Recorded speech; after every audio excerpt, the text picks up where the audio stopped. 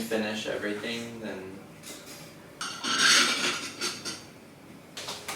Do you wanna...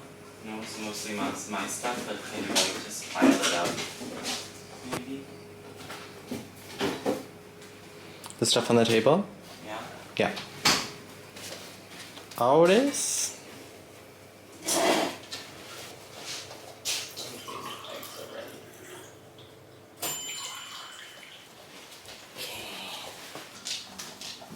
Jacob, that's not your food. Uh-huh.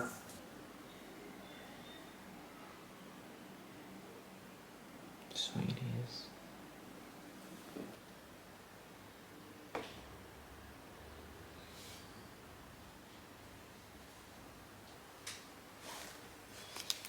Hi everyone, welcome back to a new vlog.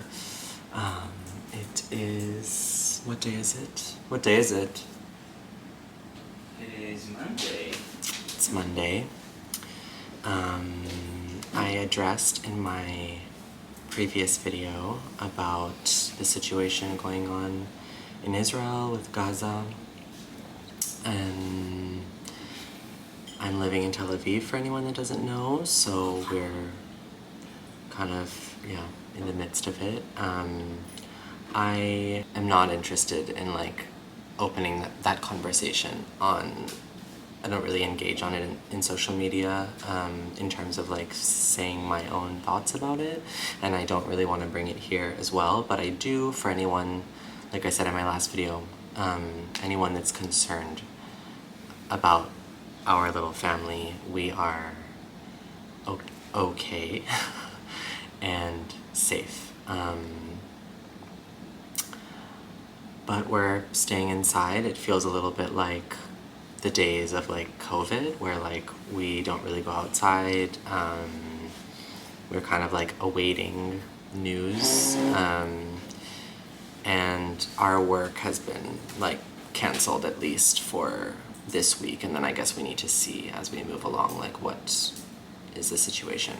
Anyway, I wanted to preface this video with that's where we're at, and we're just in like a Twilight Zone kind of period. I mean, I feel like I don't even know what to do, and I'm like seeing just horrible things on my phone, so I don't want to go there, but then also I'm like just posting random shit on Instagram because I don't know what else to do, and doom scrolling, and anyway, so maybe this will help a little bit to like have something to pull me away from that.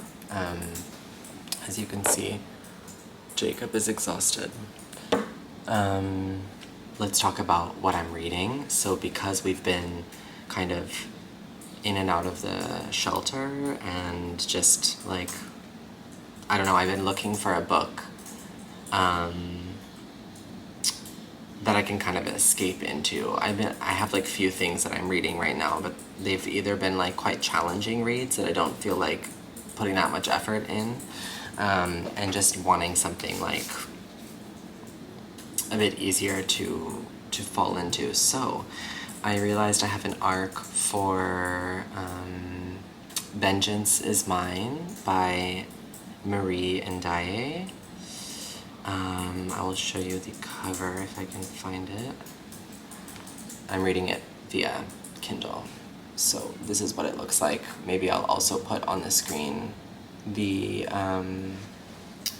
cover in color, because it's very poppy and there's like this red like tear down the middle. I think this comes out on the 17th or the 19th of October, so that's pretty soon. So I'm actually happy that I just stumbled upon it and I caught it in time before it's gonna get released, so I can tell you guys whether to spend your money on it and time on it. I just lost my page in the book. That's a shame. I'll have to go back. We're following a woman who is a lawyer. This is taking place in Bordeaux in France. I really loved Marie NDiaye's book. She's a French author. I can't remember who translated this, but I'll put it on the screen. I read her book, Self-Portrait in Green, which I thought was super, super interesting. I guess that was last year that I would have read that. Very fascinating, interesting. Like, I remember reading it thinking, oh, I need to read more of her work. And she's quite a lot of books, so anyway, that's how I got to know her. So we're following like this French woman in Bordeaux who's a lawyer, and she's recently opened up her own law firm. And one day she gets a visit from this man who she instantly recognizes as someone that she knows from the past, but she can't place exactly who it is at first, and she doesn't get the vibe from him like he recognizes her at all. But she realizes that this is like a very, very important person to her in her memory. When she was young, her mother used to clean homes, and so she went with her to one house of a family, and she thinks that it's the son from that family that she kind of like fell in love with as a child in this like one afternoon that she spent with him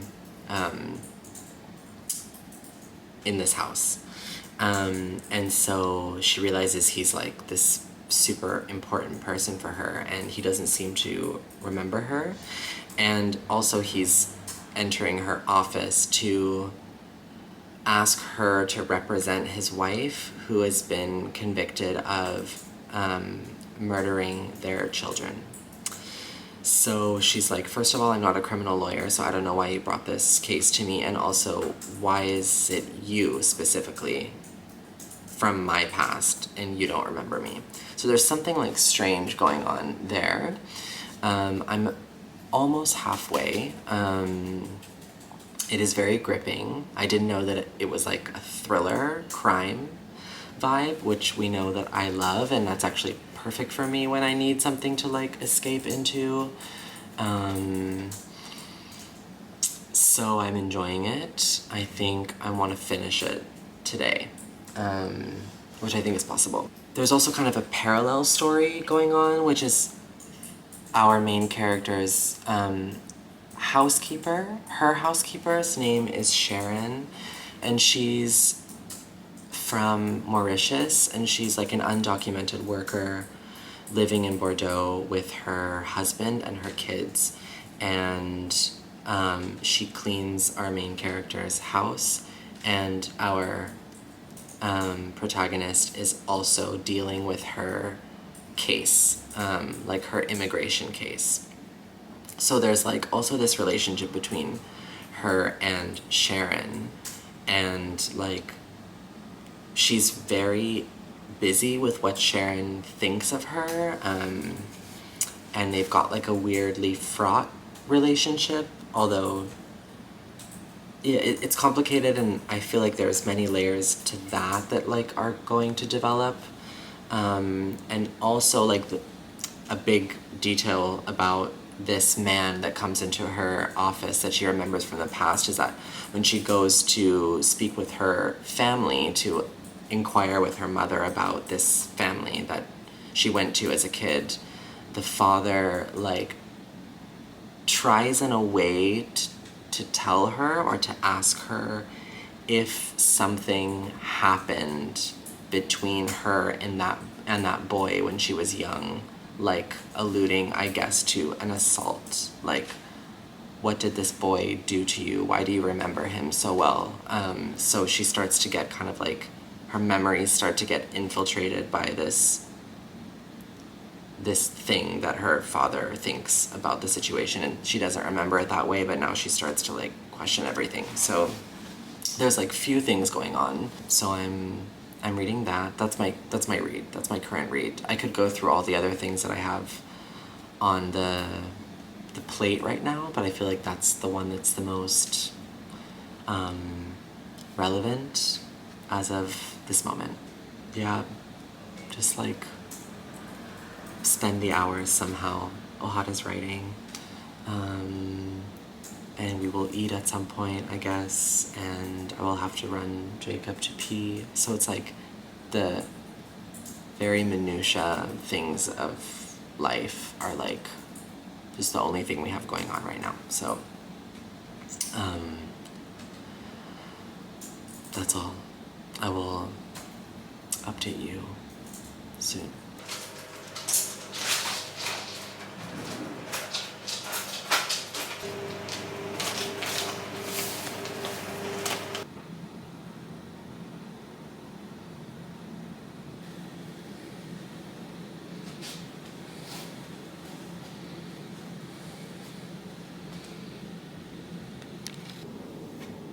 Hi, it's Tuesday. I've come with a reading update. I'm just here chilling with my laundry. I'm having a glass of wine. Ohad and I have taken to blasting the AC and putting on coats and cardigans to feel as if we're living in Scandinavia, and we love it. I have finished, since we last spoke, Vengeance is Mine by Marie NDiaye, that I was talking to you about yesterday. I don't remember exactly what I last said about it. I do think that this book would be good for the colder months. It takes place in that season in the book, so you get a lot of like cold, icy, wet, slippery streets vibes. So I think that would be nice for this time of year. There's one day where all of a sudden our main character, whose first name we never learn, like whenever she wants to say her name, like that starts I think with the letter H, she gets interrupted. So you never know her first name, which also feels to us like a reader like we never really know her. And that's like a bigger theme in the whole book, is like, are the people that you know who they really are? Like, do you really know your parents? Do you really know your own memories? Are the people that you think you know who they really say they are? And one day our main character ends up in Mauritius because she has gone to retrieve this marriage certificate of Sharon, her housekeeper, in order to process her like resident permit. And so yeah, like the book kind of like changes location and setting towards the end while she's there. And then she makes her way back to Bordeaux. I don't want to give anything away because I feel like, well, this is my like feeling about this book, is I feel like there's many kind of storylines and none of them are really quite resolved in the way that you want them to after spending your time reading the whole book. Like there is a very repetitive nature to this book, which can be kind of exhausting. And then in the end, you hope for like some resolve on certain things, and I can't say that you get it. Not really, for any of them. So you have to maybe go into it either knowing that, because I just told you that, or you have to be willing to be more invested in the mood of the journey and not like the answers. And I don't necessarily need answers when I read books like this. Although I think I would have liked a little bit more with this one. It does like deal a lot though with like unreliability. Our narrator's unreliable. She's like has a thing about perception, like she cannot perceive herself like truthfully or something. And what did I write here? Like she has a lot in the book, like she says things and then she's not sure she said them out loud or if she said them to herself, and she's not sure they heard them because she's not sure she said them. So there's always this like fog between the internal thoughts of our character. In that way it kind of functions like a Ferrante character, which I think if you like The Lost Daughter or something, you would like something about the feeling. Okay, the battery got exhausted, but I did just figure out that I can actually film while it's charging. Oh, I left my notebook. Wait. I've taken to writing more again while I'm reading, just like things that come to my mind or different like themes, or just like it helps me be more engaged. And I feel like I'm getting easily distracted while reading recently. And something about like being invested in writing things about it like keeps me in the book more. There's this kind of constant foggy veil over the reality of this book. I feel like it's a sort of like mysterious Ferrante-esque thriller, but it doesn't quite give you like the satisfaction that you want. But it is interesting still, and like I have been easily DNFing things recently, and like this one I couldn't. So that does say something about it. And also there's this whole element of like the housekeeper from Mauritius, and like when our main character goes there, like the shame of like leaving your home country and like immigrating to like a better life. Like the brother and his wife of Sharon are like the people that our protagonist is staying with in Mauritius to get this marriage document, and you feel that they are like, they resent Sharon for leaving Mauritius with her kids and like immigrating to France. So I feel like this book is also dealing with that subject, like, which I feel like could have been then like more of a focus. Like, I don't know. I'm not sure the book like came together as a whole for me. Because I thought that was interesting also, like the shame of like looking towards a better life, or a better life for your kids, and like the people that leave and the people that stay. Something about the home, and like then there's like a whole other theme about the like woman that like kills her own children. So like that's also a whole conversation about like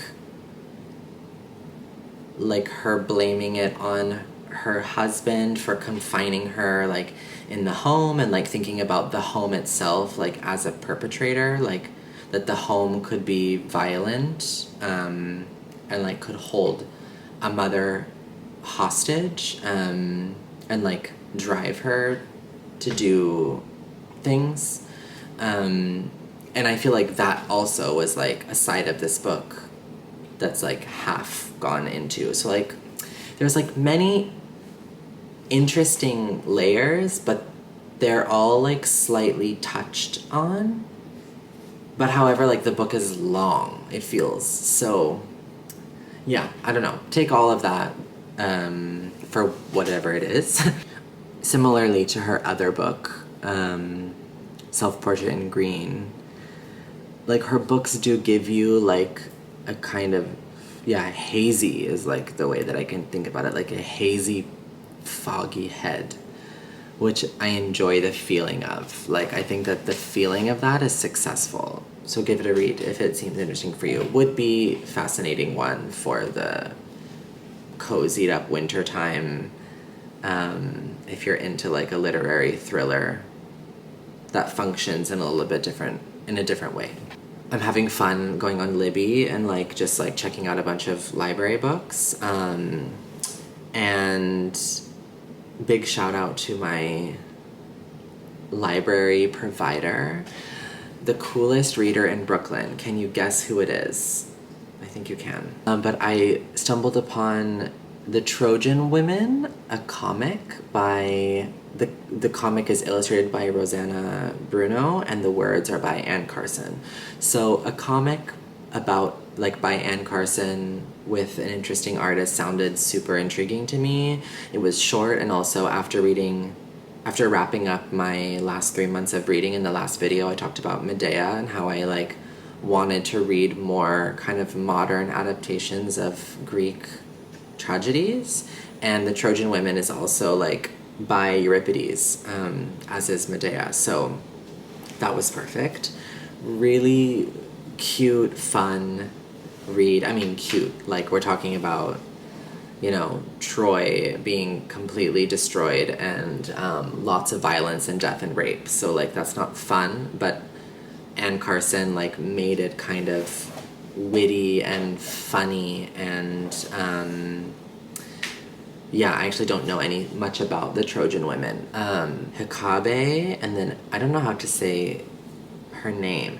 Andromache, and then Cassandra. Cassandra is like a fucking diva in this book. We like her a lot. We like her. About like female resilience, and of course Helen of Troy is in there, and everybody hates her, and yeah, I just thought it was super fun and entertaining, and I'm sure as with a graphic novel, it would be better to read it like in its paper form.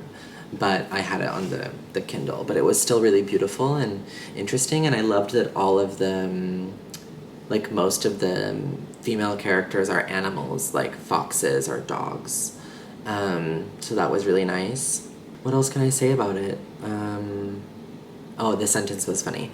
Accompanying Helen, who has a changeable form, sometimes a silver fox, sometimes a large hand mirror.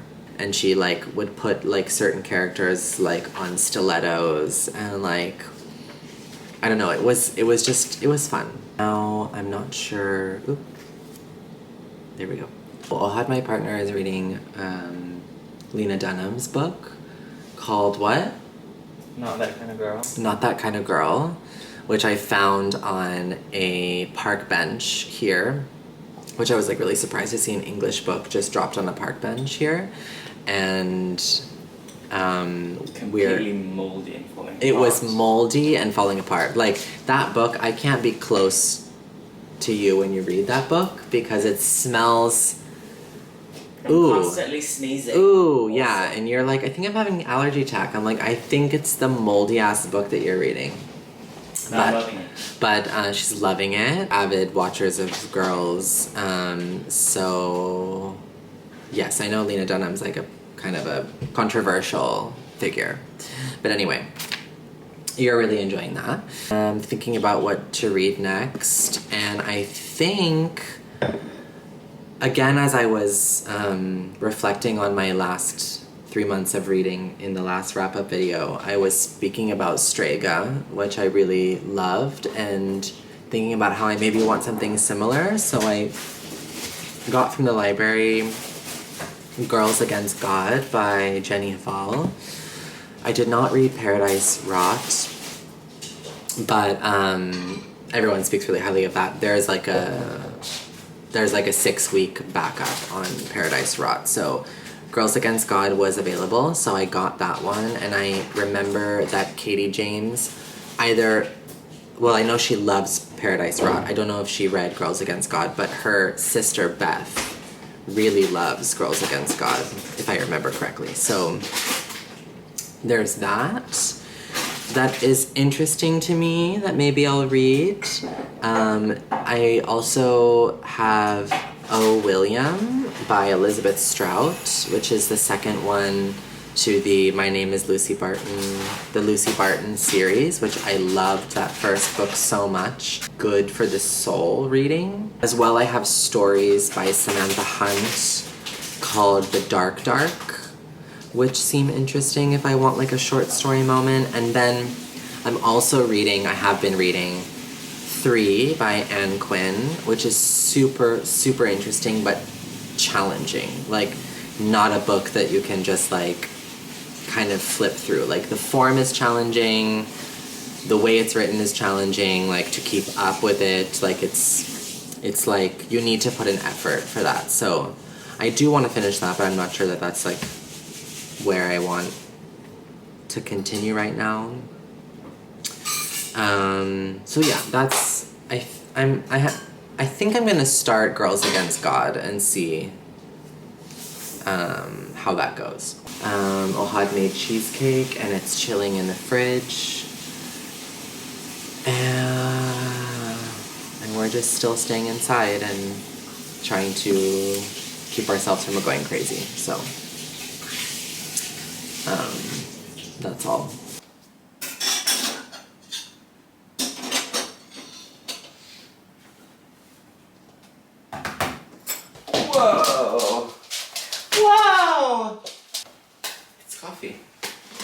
You don't need any.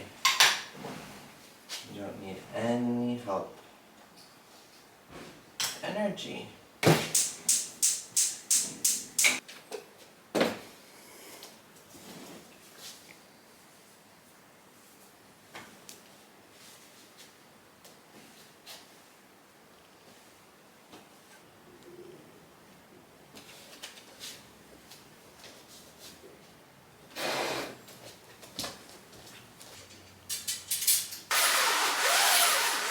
You want the t-shirt that's hanging out here?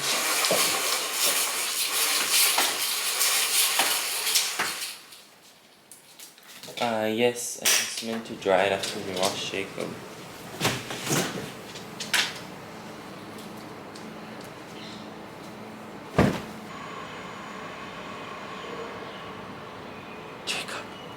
Jacob.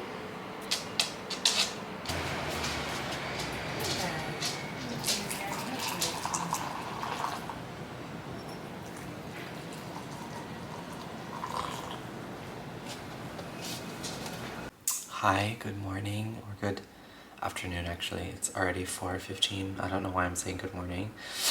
It's Wednesday, and I just got a message from like a really good friend of mine that's her, like one of her very, very close friends' body was just found, so I'm just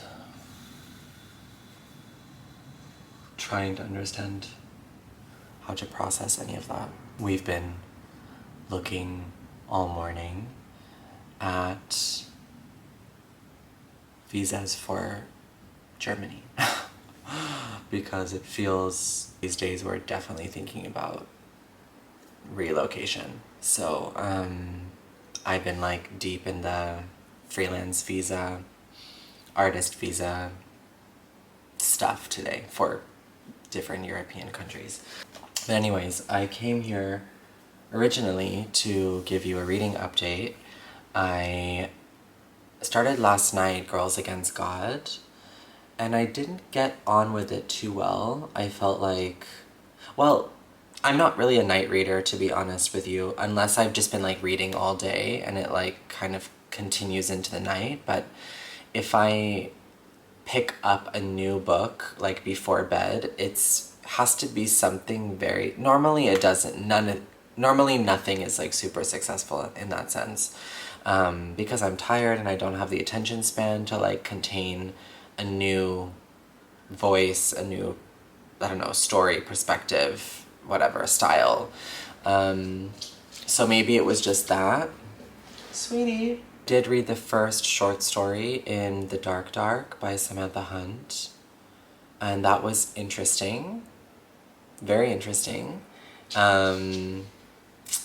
And I just didn't want to start another one. With short stories, I want to be able to like read the whole story in one sitting, and like my Kindle told me that the second story would take me like half an hour to read, and I was just ready to sleep. I did, however, start reading O. William by Elizabeth Strout, and managed to read that like 20% of it, it says on my Kindle, last night, and it's our main character from My Name is Lucy Barton, so Lucy Barton, talking about her ex-husband, William. She's like, the book opens with the fact that her second husband, like her current husband, has just passed away. But she finds herself actually thinking a lot more about her previous husband, William, the father of her daughters. And I guess it's a book like about William. And I just really like something about Lucy Barton's voice, meaning something about Elizabeth Strout's writing. But like the character of Lucy Barton, I find so simple and like easy to access, but also like very fascinating and touching. Like, I remember finding the first book very touching. So I'm like connected to this Lucy Barton. So I think I'm gonna keep reading O. William, but I think I'm gonna end the vlog here. I could film this make a 2-hour vlog for you, But maybe it's better to like chop it up. Yeah, so for now, we're on the Elizabeth Strout train. I wanted to read The Guest by Emma Cline, but then Sophie, the coolest reader in Brooklyn, was like, maybe don't. I was like, I really trust you. She was like, it's, like, I feel like you're looking for something that's gonna really entertain you, and like, that one doesn't do it enough, as it should. I'm sure people have conflicting opinions about that because I've seen a lot of like great reviews on it, but so I steered away from that one. I'm gonna make some pasta, comfort food. I've got like 3 packages of like random pasta shapes that like are not enough in each one to make a dish, so I'm gonna just like put them together and it's gonna be like a weird pasta vibe. I'm getting a call from my wife. Hello. And my hair is embarrassingly greasy, so I need to go deal with that. Our shower curtain fell, and it just like makes showering very like not convenient. I'm showering, just like it's not nice to wash my hair when I think I'm gonna get the whole bathroom wet. I need to deal with it. I see that it looks a bit questionable at this point. Sending you hugs, and I'll catch you in the next one. Bye.